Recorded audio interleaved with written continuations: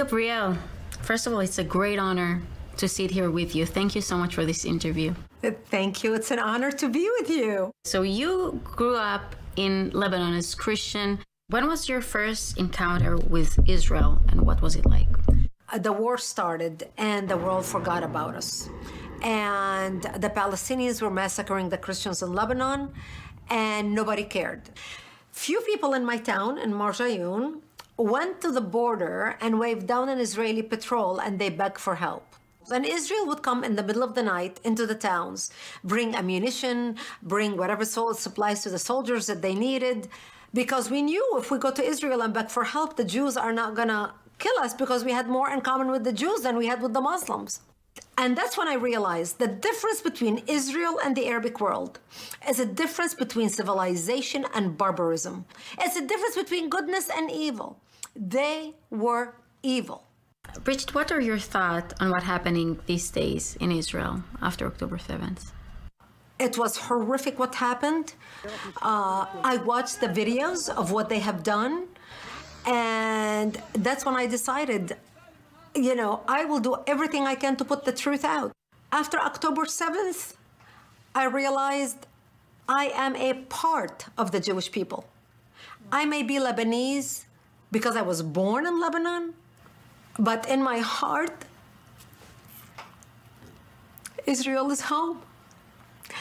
Israel is home to me.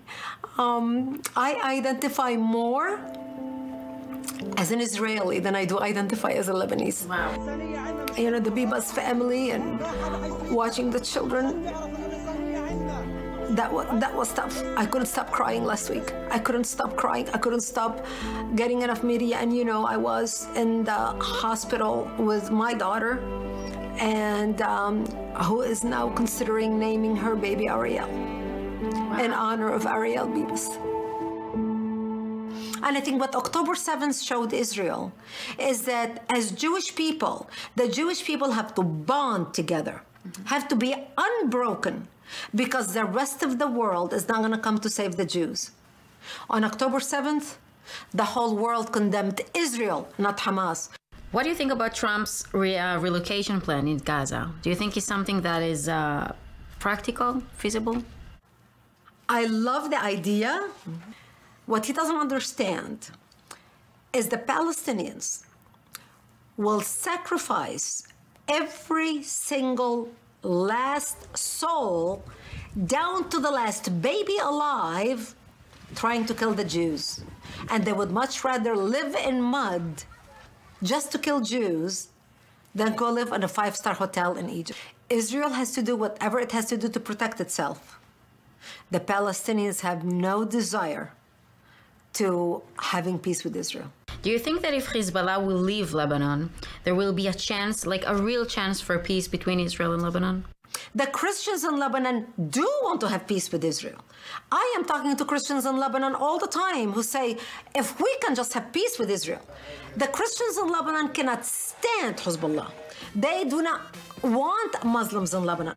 My #1 goal in life before I die is to make sure we have peace between Israel and Lebanon.